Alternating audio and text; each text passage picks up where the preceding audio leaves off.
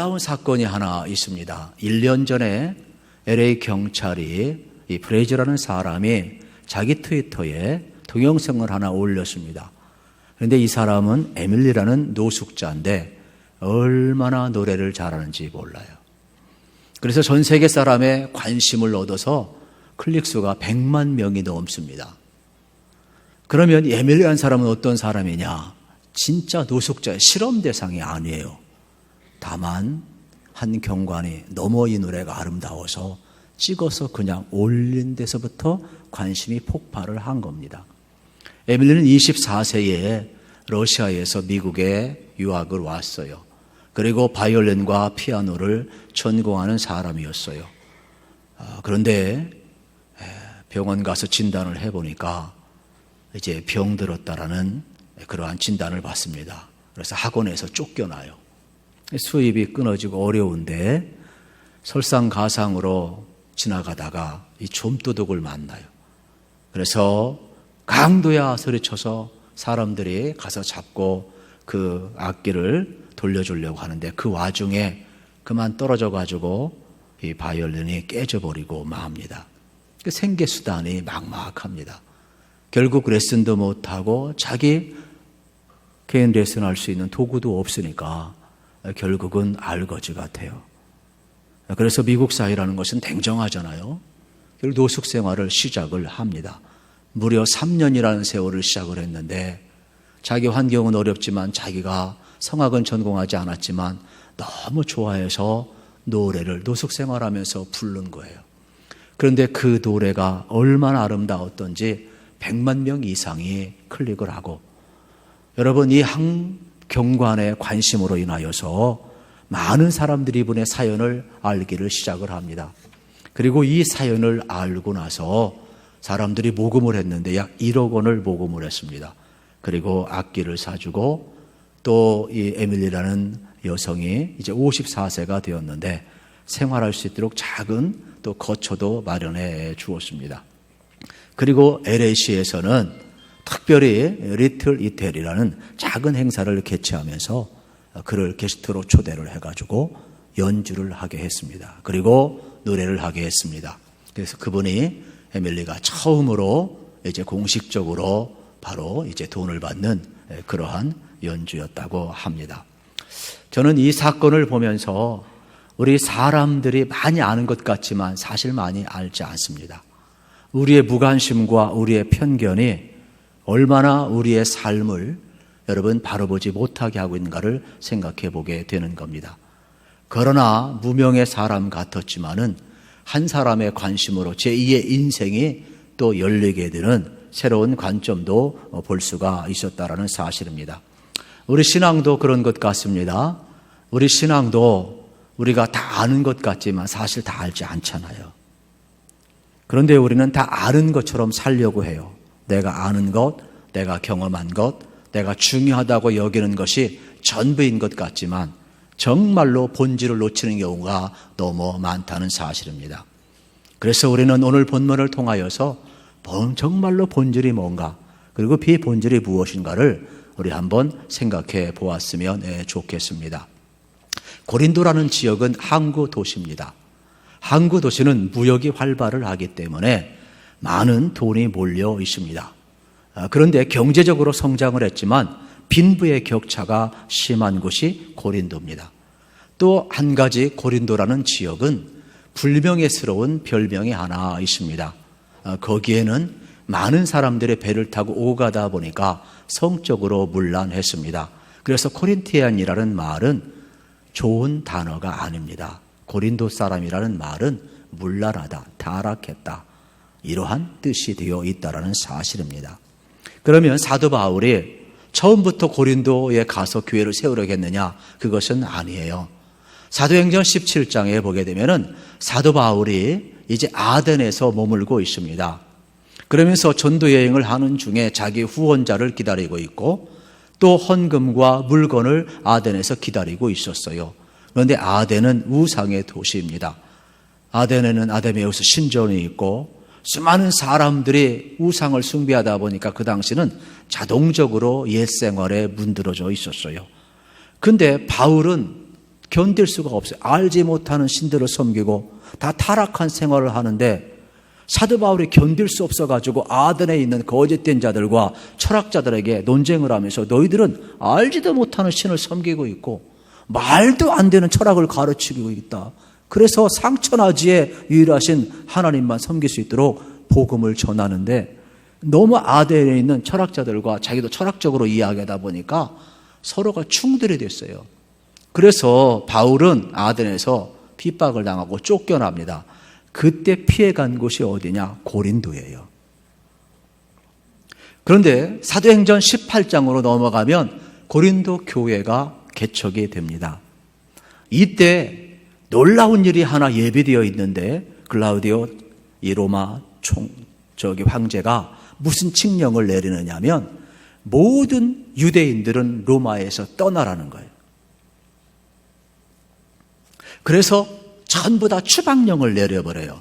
할 수 없이 디아스포라 흩어졌던 브리스길라와 아굴라 부부도 로마에서 고린도로 와 있었습니다. 이때 바울과 브리스길라 아굴라 부부는 만나게 되는 겁니다.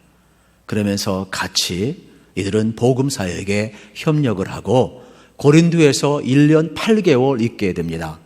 1년 8개월 있는 동안에 복음을 전해서 거기에 회당에서 또 흩어졌던 디아스포라 유대인들과 많은 이방인들이 예수님을 믿고 고린도 교회가 세워진 겁니다. 이때 바울은 이제 고린도에서 에베소서로 건너가게 됩니다. 에베소서에서 3년 동안 전도를 합니다. 그리고 거기 에베소 교회를 세웁니다. 그리고 브리스길라와 아굴라 부부를 에베소에 남겨놓고 자기는 예루살렘으로 또 올라가게 됩니다. 그래서 예루살렘에 올라가서 선교의 보고를 하고 다시금 내려와서 이제 안디옥에 머물게 됩니다. 이러한 과정을 거치면서 바울은 고린도 교회와 소식을 많이 주고 받았습니다. 그런데 고린도 교회에서 오는 소식이 좋은 소식이 아니에요. 고린도 지역에 살고 있는 글로에라는 자매가 있습니다. 이 자매집에 거주했던 그리스도인이 바울한테 와서 고린도 교회는 지금 쌈박질만 하고 있습니다.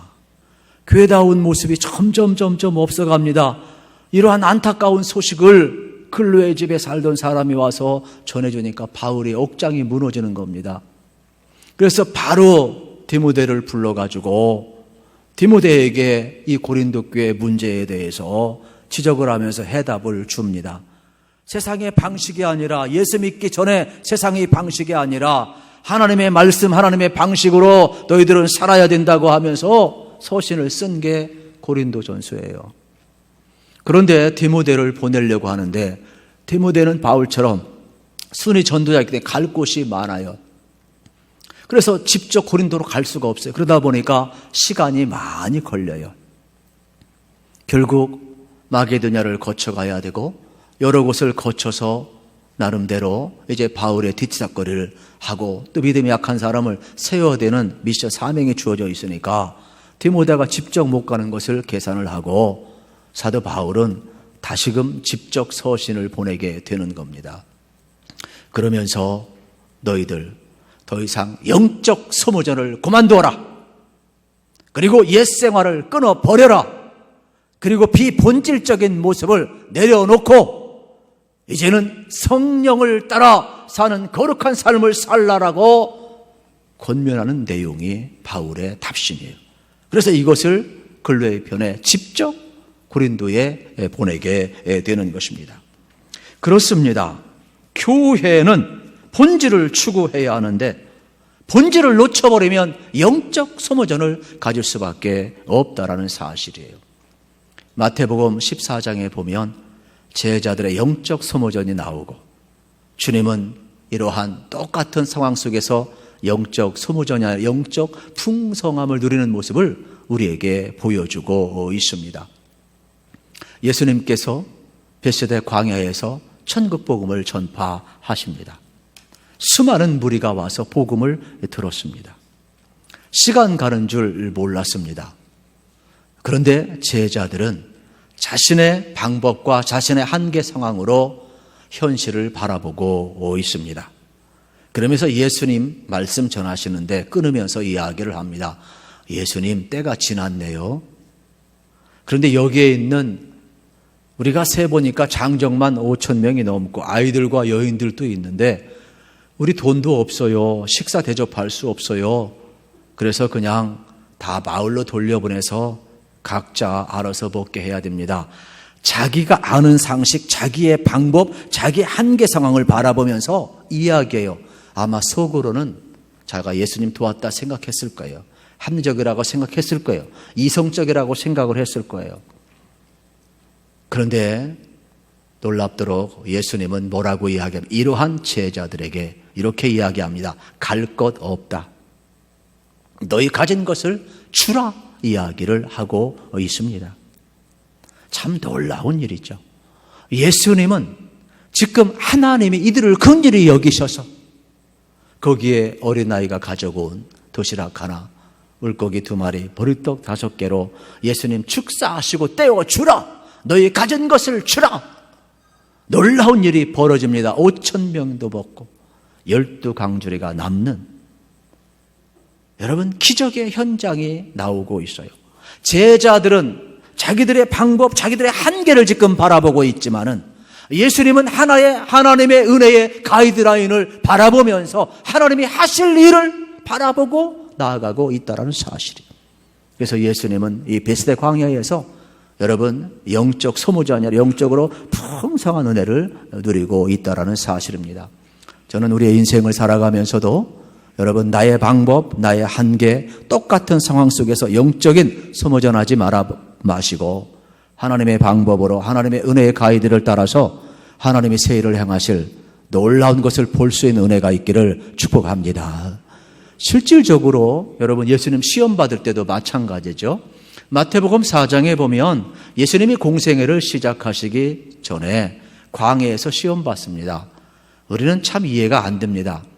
예수님 빨리 가서 복음 전해도 되는데 굳이 광야에 갈 필요가 뭐 있어요? 광야는 낮엔 뜨겁습니다. 밤에는 춥습니다. 맹수가 있습니다. 먹을 것도 없습니다. 그러면 생리현상뿐만 아니라 의식주 전부 해결하고 고통스럽습니다. 그런데 외로운 그 자리, 고독한 그 자리 왜 굳이 광야에 가야 됩니까? 그냥 말씀 전해도 얼마든지 예수님은 전할 수 있는 분 아닙니까? 그런데 성경은 뭐라고 표현합니까? 성경은요, 성령에 이끌려서 예수님이 광야로 갔다고 이야기합니다. 이 틈을 마귀는 놓치지 않습니다.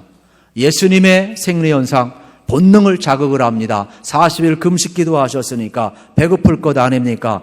그래서 돌을 명하여 떡이 되게 하라. 예수님 할 수 있습니다. 그런데 예수님은 사단의 방법, 세상의 방법 택하지 않습니다.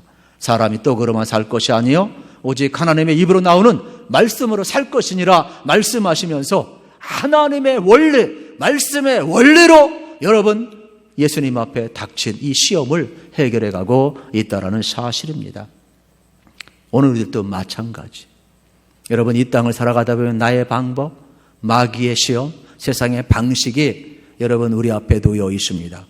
그러나 거기에는 한계가 있다는 것입니다. 오히려 예수님처럼 하나님의 은혜의 방법, 말씀의 방법으로 나아간다면, 성령의 이끌림을 받는다면 그 어떤 시험이 있다 할지라도 놀라운 새로운 역사가 일어나고 있음을 우리는 볼 수 있어야 하는 것입니다. 사랑하는 성도 여러분, 예수님처럼 성령의 이끄심에 끌려 살기를 축복합니다. 그런데 고린도 교회는 성령의 이끌림에 순종하지 못했습니다. 그래서 바울파, 게바파, 아볼로파, 그리스파 서로 분당하며 싸웁니다. 예수님을 머리로 삼고 순종하는 것이 아니라 자기들이 주인이라고 주인 노릇하기를 시작을 합니다. 파당을 짓습니다. 자기 경험을 이야기합니다. 전통을 이야기합니다. 그리고 심지어는 이기심 때문에 여러분 생활의 방식에 있어서 외부의 영향을 받기 시작을 해요. 오늘 지금 우리 한국교회도 여러분 참 어려운 것입니다. 우리가 코로나19를 겪으면서 우리가 정말로 교회의 통제를 받는가 아니면 세상의 통제를 받는가 잘 생각해야 합니다. 이제 우리의 모든 삶의 방식들이 여러분 고린도 교회에 파고들어왔던 세상의 방법들이 고린도 교회의 거룩함을 무너뜨렸던 것을 기억을 해야 합니다. 그래서 오늘 우리가 걸어가야 될 이 길에 우리가 바르게 판단하지 아니한다면 심각한 문제에 우리는 봉착할 수밖에 없습니다.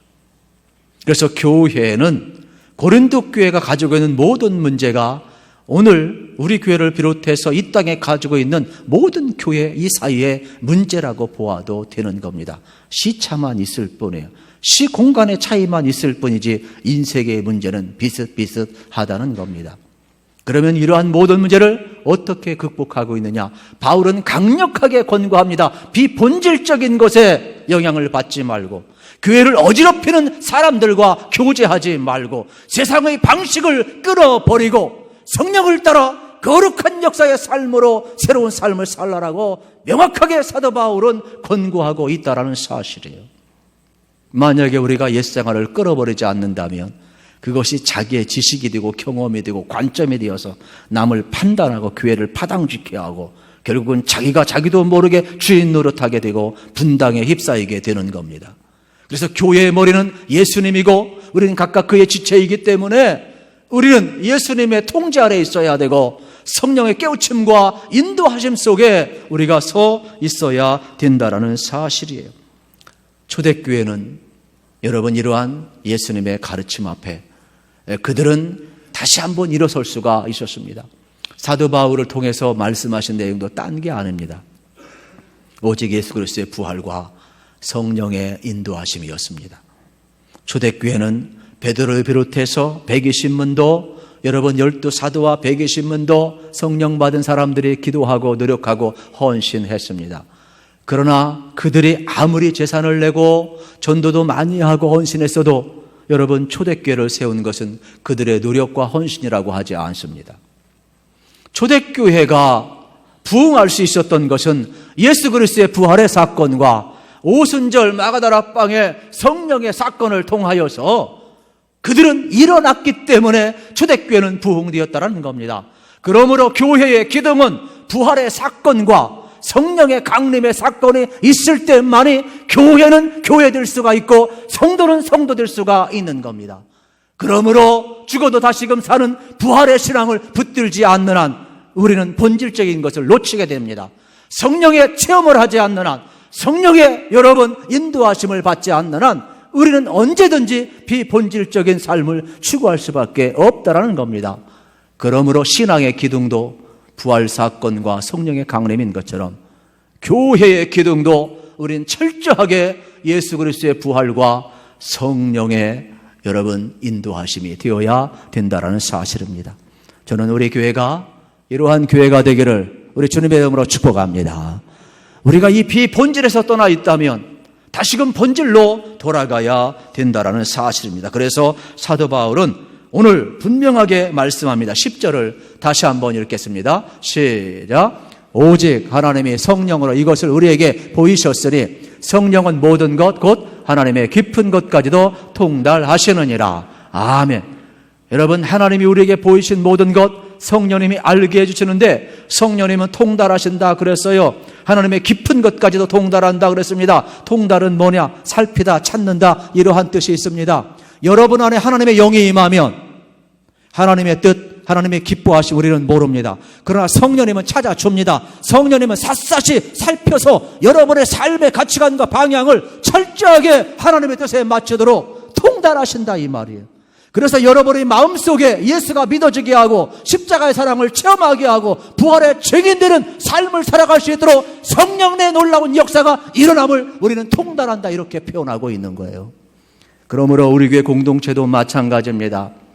여러분 우리는 분명히 기억해야 합니다. 우리는 예수의 사람인데 예수를 믿는 것도 하나님의 은혜이지만은 철저하게 우리 안에 하나님의 영이 계심을 확신하시기를 축복합니다. 우리는 하나님의 자녀들입니다. 예수의 영이 있는 사람들입니다. 그러므로 성령님이 통달하시기 때문에 내 방식이 아니라 세상의 방식이 아니라 하나님의 뜻, 하나님의 거룩한 부르심의 그 뜻을 따라 살아갈 수 있도록 이끌어가는 거예요. 내 가치관도, 내 삶의 중심도, 내 인생의 방향도 성령님이 바르게 이끌어간다라는 사실입니다. 그러므로 여러분의 인생의 방향, 내 방식이 아니에요. 세상의 방식이 아니에요. 성령님의 인도를 받을 때 순통을 달고 우리 인생 항해하게 된다는 것을 꼭 명심하시고 성령의 인도받기를 우리 주님의 이름으로 축복합니다. 우리가 걸어가야 될 길이 바로 여기에 있음을 말씀하고 있는 것입니다. 그래서 성령에 사로잡힌 믿음의 사람들은 하나님의 뜻을 추구하며 살 수밖에 없습니다. 여러분, 사람도요, 자기 안에 있는 영 통해서 자기가 자기를 아는 거예요.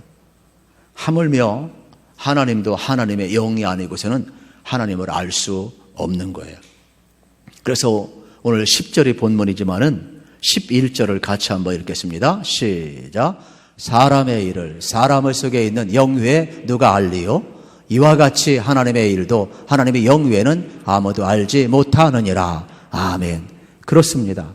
하나님의 영이 있기 때문에 하나님의 일을 알 수가 있는 겁니다. 그러면 하나님의 영을 받은 사람, 우리 그리스도인들은 하나님의 일을 우리가 알기 때문에 하나님의 뜻대로 살아갈 수가 있는데 그 내용 12절에서 이렇게 고백을 합니다. 시작. 우리가 세상의 영을 받지 아니하고 오직 하나님으로부터 온 영을 받았으니 이는 우리로 하여금 하나님께서 우리에게 은혜로 주신 것들을 알게 하려 하심이라. 아멘. 하나님의 영이 임하면은요, 내가 당연히 여겼던 것, 당연한 게 아니에요. 하나님의 은혜임을 깨닫고요. 내가 노력했던 것, 내가 누리는 것, 내 결과고 내 노력이고 내가 정말로 근검절약해서 지혜로워서 잘 되는 줄 알지만 안 그래요. 하나님의 영이 임하면 모든 것이 하나님의 은혜임을 알게 되고 깨닫게 하고 알게 하고 믿게 하고 누리게 하는 것도 하나님의 은혜임을 알게 하는 거예요. 그래서 사도 바울은 고린도전서 15장 10절에서 나의 나 된 것은 하나님의 은혜라고 고백을 했어요. 여러분 같이 한번 읽을까요? 그러나 내가 나의 나 된 것은 하나님의 은혜로 된 것이니 내게 주신 그의 은혜가 헛되지 아니하여 내가 모든 사도보다 더 많이 수고하였으나 내가 한 것이 아니요 오직 나와 함께 하신 하나님의 은혜로라. 아멘. 그렇습니다. 하나님의 은혜를 받고 나니까 성령님께서 깨닫게 해주시는데 내가 구원받은 것도 하나님의 은혜고 내가 다른 사도보다 더 빚진 자의 심정을 가진 것도 하나님의 은혜이고 내가 1차, 2차, 3차 정말로 로마에서 순기까지 더 수고를 많이 했는데 그걸 자랑한 것이 아니라 나를 지금까지 이끌어 주신 분은 성령 하나님이라고 그가 하나님의 은혜를 고백하고 있는 거예요. 오늘 우리도 마찬가지입니다. 우리 부족합니다. 그런데 우리를 구원하신 것도 하나님의 은혜인 줄로 믿습니다. 여러분 지나간 모든 삶도 하나님의 은혜이지만 오늘도 마찬가지고 앞으로도 여러분의 하나님의 은혜를 발견하시고 고백하시기를 주의 이름으로 축원합니다. 그래서 우리가 주의 일을 하다가도 낙심치 않는 것은 하나님의 은혜로 주의 일을 하는 겁니다. 우리가 아무리 헌신해도 그걸 드러내지 않는 것은 하나님의 은혜를 부어줬기 때문에 우리가 헌신할 수 있는 거예요. 주는 자가 복이 있는데 줄 수 있는 것도 하나님의 은혜 아닙니까? 그렇다면 우리는 나를 내려놓고 이제는 하나님의 은혜입니다라고 고백하며 살아가야 되는 것입니다. 그렇습니다. 사랑하는 성도 여러분, 이제 우리는 기억합시다. 우리 안에 예수의 영이 있고 우리는 이제 성령의 인치심을 받고 우리는 하나님의 사랑을 받고 이제 믿음으로 여러분 하나님의 자녀가 되었으니 이제 여러분들 안에 성령님이 계셔서 통달하시는데 죄를 보게 하실 때는 회개하시기를 주의 이름으로 축원합니다. 성령님이 깨닫게 하시면은 결단하시고 순종하시길 주의 이름으로 축원합니다. 세상의 방식, 나의 한계 상황 내려놓으면 하나님의 은혜의 방식, 성령의 방식, 진리의 방식에 들어와서 나를 이끌어 갈 겁니다. 내가 내 인생을 이끌어가는 것이 아니라 교회도 마찬가지입니다. 여러분 철저히 성령님이 이끌어가는 개인과 교회가 되고 깨닫게 하실 때 우리가 깨닫고 성령의 인도하심에 순종할 때 여러분 하나님의 거룩한 역사는 오늘도 똑같이 일어날 줄로 믿습니다. 그래서 우리가 하나님께 큰 영광 돌리기를 우리 주님의 이름으로 축복합니다.